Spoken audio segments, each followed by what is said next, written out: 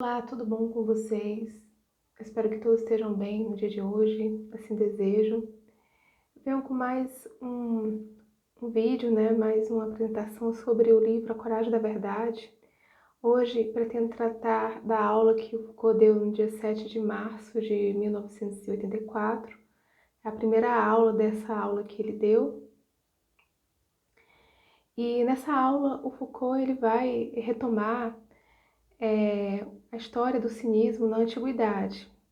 No vídeo passado, eu tratei do momento em que o Foucault ele propõe fazer uma errância, né? Ele diz que ele trata, né, do cinismo ao longo da história até a modernidade. E nesse momento ele retoma o estudo do cinismo na antiguidade. Mas ele diz que essa retomada dele, ela se dá de forma modesta, pois ele diz que é difícil, né, localizar o cinismo na antiguidade, por questões assim de falta de textos, né?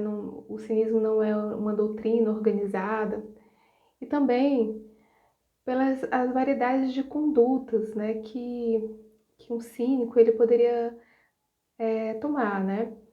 Ele diz que tem características cínicas que elas são reconhecidas, a qual ele já falou, né? É um tipo de um estereótipo regularmente conhecido, e ele já citou isso numa aula passada, que é essa questão dos pés descalços, da mochila, do cajado, né? O homem que está aqui e ali, o errante, né? Em praças públicas, sempre falando as verdades, né? Nos templos, nas praças, interpelando as pessoas e falando verdades. Mas ele diz que também tem outras características que são consideradas cínicas, né? Que são bem diferentes, a forma, a maneira, né? Aí ele vai aqui trazer um exemplo de Demétrio, que é citado por Sêneca, dizendo que Demétrio ele tem características cínicas, né? Ele vivia uma vida despojada, e houve um momento, né,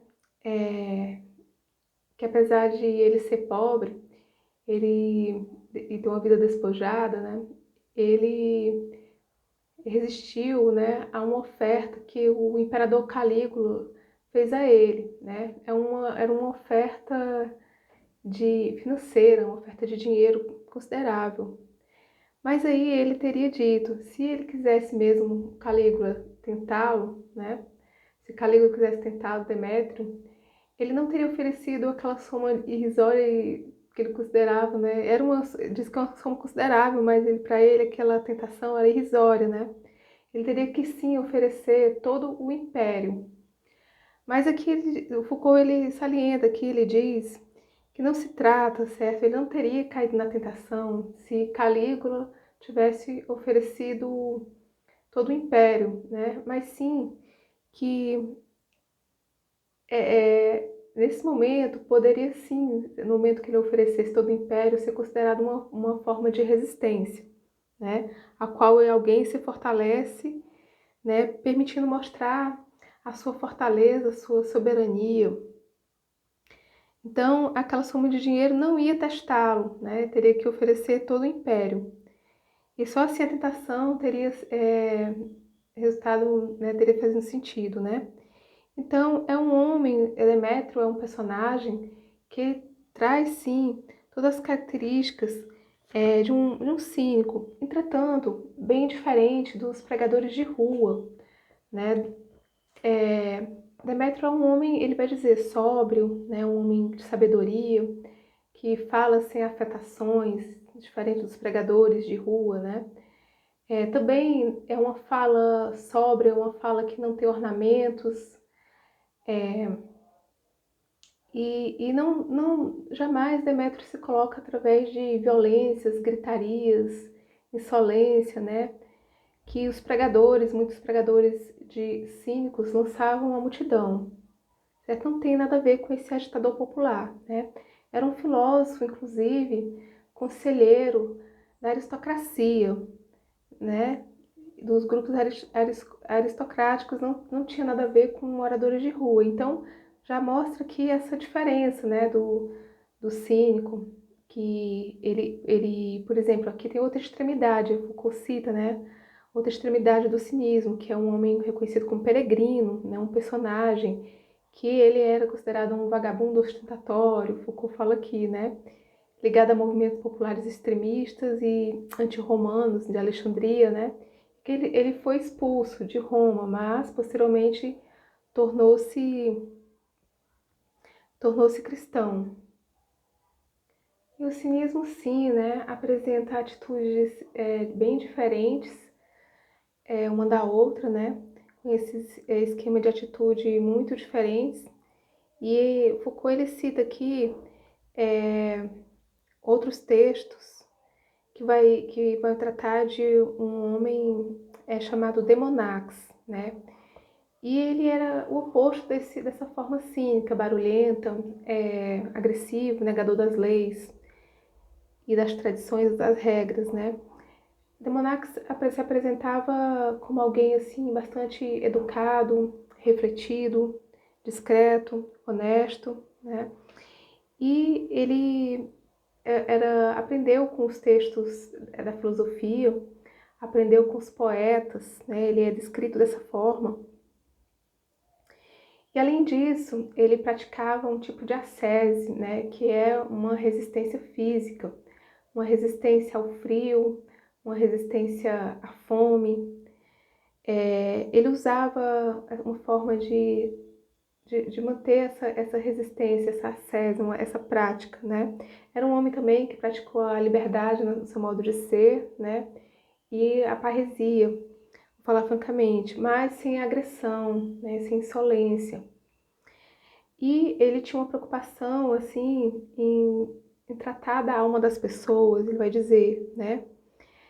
E assim como os cínicos tradicionais, ele desprezava a riqueza, as honrarias, mas fazia questão, certo, de participar da vida da cidade, da vida política, na vida das pessoas, só que de uma forma não agressiva, mas doce. Foucault ele vai citar aqui um momento, um texto, né, onde o imperador Juliano ele faz um discurso em que ele fala da verdadeira filosofia cínica, né? Ele cita o modo de viver, né, de Diógenes e Crates, que ele vai dizer que são autênticos cínicos, pois eles praticam aquilo que eles falam, né? Não existe uma separação entre o discurso e os atos.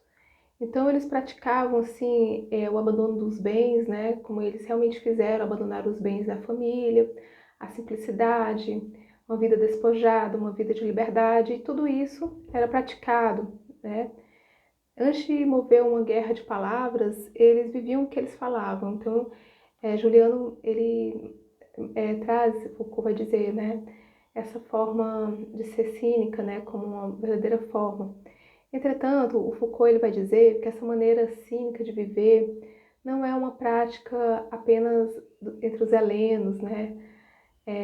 Não é assim o núcleo que estaria aqui em Diógenes e Crates como verdadeiros cínicos, né? Não era praticada apenas pelos helenos, pela filosofia greco-romana, mas era uma prática também vivida em outras culturas. Diz que é uma prática universal, antiga, né, que não requer nenhum tipo de estudo, né, não tem doutrina, não tem um estudo particular, basta ser viver de uma forma honesta entre aquilo que se fala e o que se vive, um desejo pela virtude, uma aversão ao vício. E assim remonta a todos os homens, né? Até mesmo entre os bárbaros havia essa prática. É tão antiga e universal, né? Então, o cinismo é uma prática, uma vivência, né? À margem das instituições, que está à margem das instituições, está à margem das leis, dos grupos sociais, do status das instituições. E o cínico, né? Essa característica vivida, não só na cultura helena, mas em outras, é alguém que está à margem, né? É o errante, né? É o escorraçado, é a característica cínico, né? E ele vai dizer, ao mesmo tempo, o cinismo, ele aparece no núcleo da filosofia, e pois gira em torno da sociedade, né? Sem estar inserida nela, né? Então seria assim também um tipo de cerne da filosofia. Entretanto, né? Ele vai dizer, tem-se a impressão de que o cinismo ele foi no império mais tardio, de certa forma negado, né? Foi de certa forma eliminado das práticas filosóficas. É só isso. Como eu já tratei, né? Como eu já falei, a tradição cínica ela não comporta textos teóricos, né? Tem essa característica. O arcabouço doutrinal cínico é bastante rudimentar. E isso ocorre porque o cinismo ele tem uma característica bastante popular. Muitas pessoas que praticavam essa filosofia, muitas vezes também eram trabalhadores, pessoas que já tinham dedicado a sua vida desde a infância a trabalhos rudimentares, né, para ganhar seus salários, sobreviver, e devotavam também uma vida cínica, né, ou eles vieram desses grupos. Então, o cinismo não tem essencialmente uma função de transmitir conhecimento intelectual, conhecimento, uma doutrina, né? O cinismo trata essencialmente de um tipo, certo, de conduta que se deve ter perante a vida, certo? Um tipo de armadura, né, a qual o indivíduo ele adquire para travar, né, as lutas diárias. E aqui o Foucault ele vai aqui tratar um exemplo, né, um exemplo do filósofo Diógenes, que ele foi capturado e vendido como escravo e foi comprado por Xeníades, né? E Xeníades ele chamou Diógenes, né, que virou escravo dele, para educar os seus filhos, né?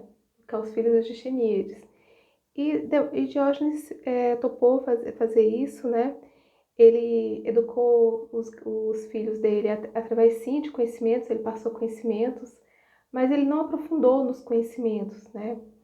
Ele ensinou conhecimentos para que eles memorizassem de forma rápida. O que o Diógenes focou na educação dos filhos de Xeníades foi a independência, certo? Para que eles adquirissem uma forma, né, de viver de forma independente e ter uma vida a qual eles pudessem criar uma resistência. Assim, foi ensinado aos filhos de Xeníades que eles não poderiam contar com escravos, né? Não pedisse escravos para servi-los, como era costume na aristocracia, né?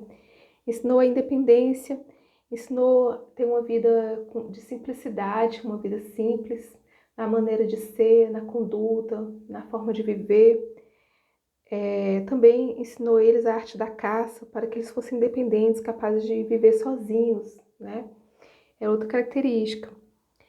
Então, Foucault vai dizer que existe sim essa formação da educação cínica, né, como como um aprendizado, né, de como deve viver a vida, como ter resistência.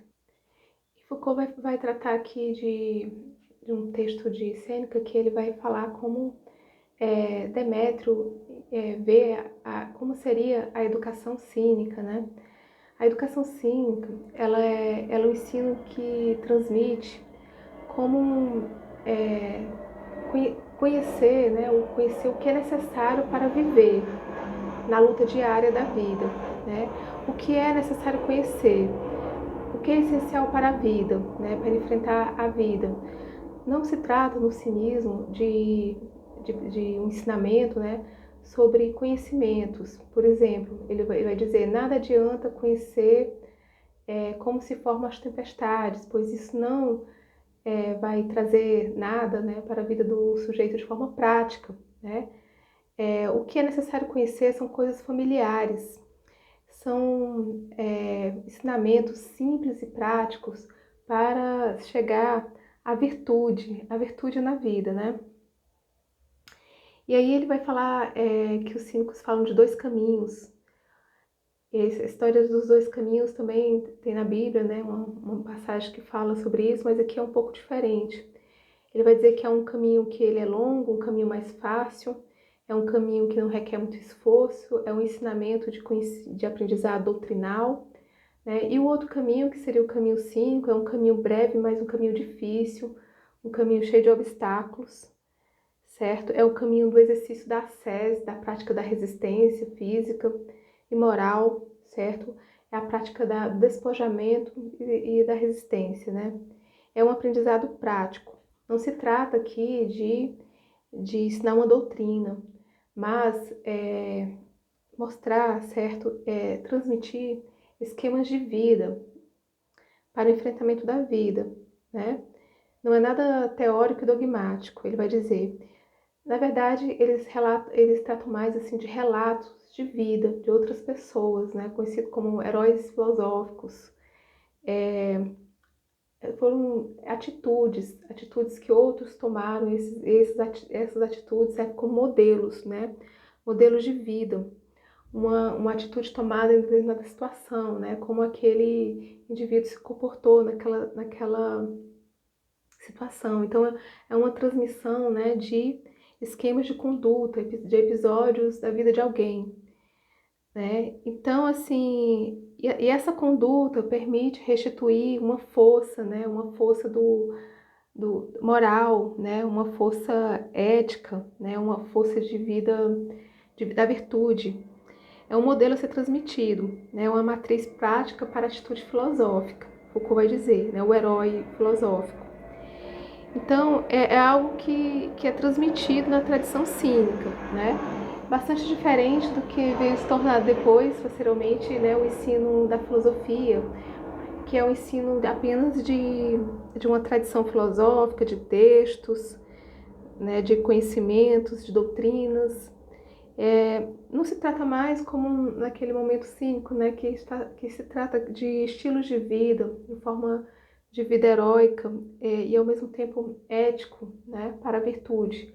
Bom, gente, eu finalizo por aqui essa parte. Eu agradeço muito por quem assistiu esse vídeo. Logo estarei com a continuação dessas aulas, A Coragem da Verdade. Muito obrigada.